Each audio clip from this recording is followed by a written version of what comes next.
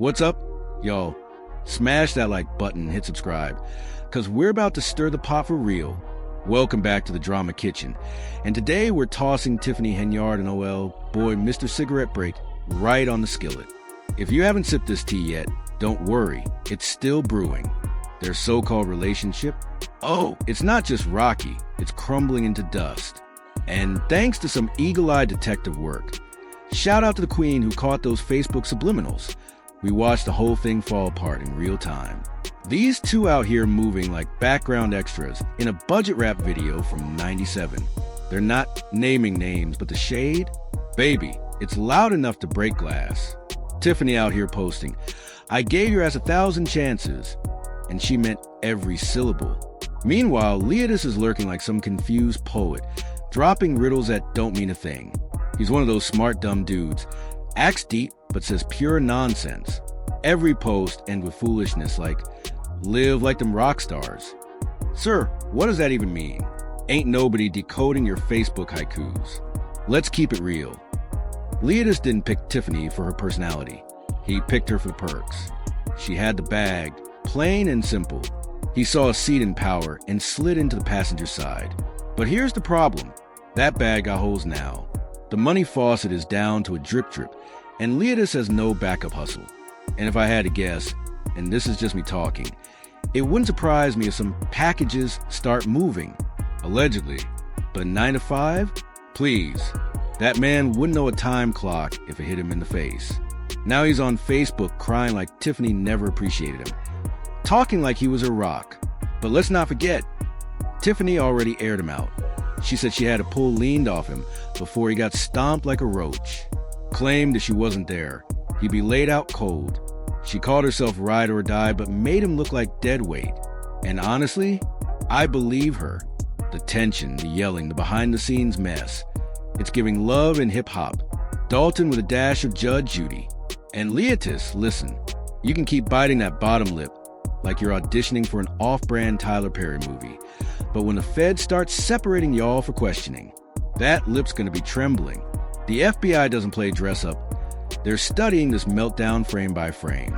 And with Tiffany and Cigarette Break clawing at each other's throats, the feds are licking their lips. This is prime time to swoop in. And when they do, somebody's hitting those high gospel notes like it's Easter Sunday. You already know the drill. Smash that like, hit that sub, because this tea is boiling over. Tiffany and Cigarette Break, yes, the walking L himself, are sliding toward a breakup mixtape. Life support mode. Plug halfway pulled. Major props to the source who spotted the drama. Because these posts? Straight up messy high school breakup energy. They're out here writing Facebook statuses like they've got ghostwriters. Tiff dropped that "I gave you 1,000 chances" line like she was debuting a diss track. And Leotis? Still speaking in riddles like his brain is stuck buffering. Live like them rock stars. Sir, no one's impressed. We're just confused. Let's not sugarcoat it. He chased a bag, plain and simple. Now that it's drying up, he's switching up. I'm not saying he's about to move weight, but I'm also not saying it. Allegedly, respectfully. And if he still thinks Tiffany needs him, he might want to replay that day she kept him from getting folded like laundry. She supposedly saved him from catching a full beatdown in public. Now she's painting herself as a ride or done, and he's over here biting lips and dodging subpoenas. Let me tell you, once the feds split them up, game over. No more Bonnie and Clyde. It's solo mode, and both of them got skeletons they can't bury. Their stories already don't line up. Someone's gonna crack, and I'll have my popcorn ready. But they're still tossing digital shade like the FBI doesn't have Wi-Fi. Full-grown adults posting like they're still on MySpace. You can't make this up. But speaking of messy, shout out to the scoop that dropped the biggest bomb yet. The Marcus crackhead Sigel finally got snatched up. Finally, that walking caution sign been terrorizing Dalton for way too long. The man thought he was a joker. Well, Arkham called, and now he's in cuffs. Hopefully for good this time. You act like a gangster long enough. Eventually reality writes you a check you can't cash. And now, he's got a cell with his name on it. But hold up, it gets better, or worse depending on where you stand. Because guess who's probably next for federal FaceTime? Mr. DeMarcus Clay himself.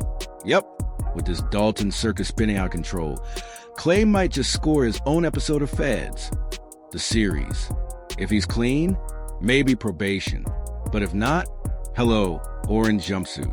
These dominoes are falling fast. This isn't the same clown show it was at the start. Back then, Lise Lacy was hollering like a bootleg Medea.